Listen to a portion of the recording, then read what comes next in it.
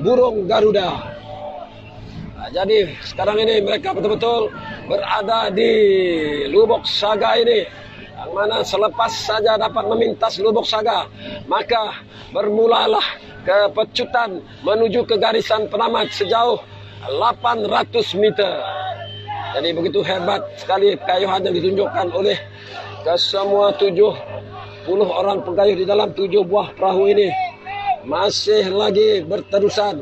Saya ingatkan dapat dilihat walaupun dalam keadaan letih, tetapi mereka harus melakukan kayuhan demi kayuhan untuk menuju ke garisan penamat. Agak jelas terpampang di raut wajah mereka ini, kesemuanya di dalam keadaan yang amat letih dan juga amat penat, memandangkan selama 3 hari ini berkayuh tanpa henti. Jadi melepasi Lubuk Saga ini, mahkota Dewa Gedong berada di hadapan, dikejar oleh Yayasan Sarawak Puteri Dang Balai berada pada kedudukan yang kedua. Manakala di kedudukan yang ketiga pula adalah MRT Gedong, dan di kedudukan yang keempat Raja Burung. Di kedudukan yang kelima Burung Garuda, dan di kedudukan yang keenam pula adalah Yayasan Sarawak Puteri Dang Balai Cahaya Puteri Ruai. Jadi hujan mulai turun membasahi bumi Seratok ketika ini. Ternyata ada sedikit memberi ruang, memberi nafas, memberi tenaga kepada pengkayuh-pengkayuh ini untuk meneruskan pengkayuhan. Jadi memang tidak syak lagi.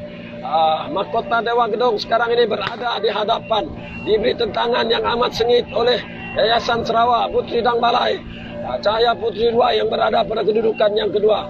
Manakala sekarang ini burung Garuda, atau bukan burung Garuda, Raja Burung mengubah corak kayuhan mereka, berjaya memintas MRT pada kedudukan yang keempat.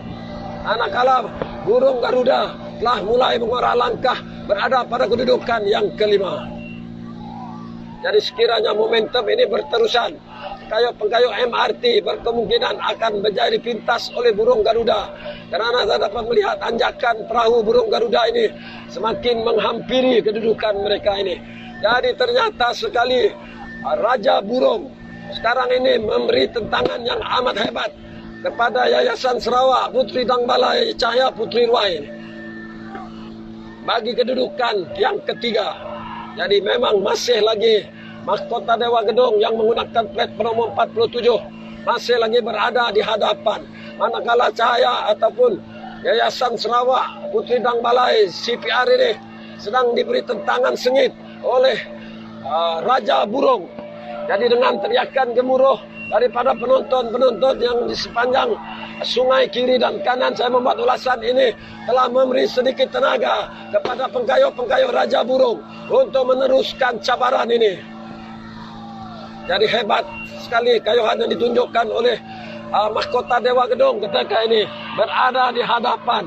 Meremang bulu roma saya apabila mendengar teriakan yang begitu bergemuruh daripada penyokong-penyokong yang berada di sebelah kiri dan kanan. Saya membuat ulasan untuk memberi semangat dan juga motivasi kepada pengkayuh-pengkayuh ini. Syabas tahniah kepada warga-warga Seratok ini, yang mana sekarang ini gegak gempita di sepanjang tebing sungai ini untuk memberi acara.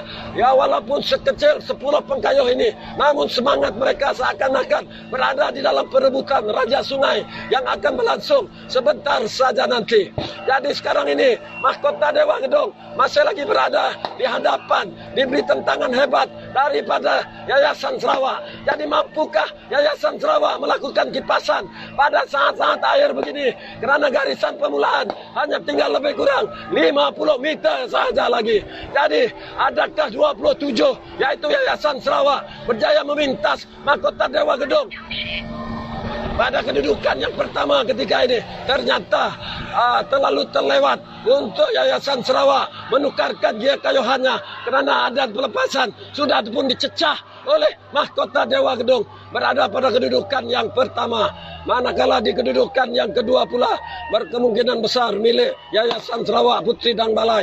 Di kedudukan yang ketiga Raja Burung. Di kedudukan yang keempat pula adalah pada untuk kedudukan 12 meter. Saya serahkan semula tugasan saya kepada Wan Lokong dan juga Wan Jaidi dipersilakan.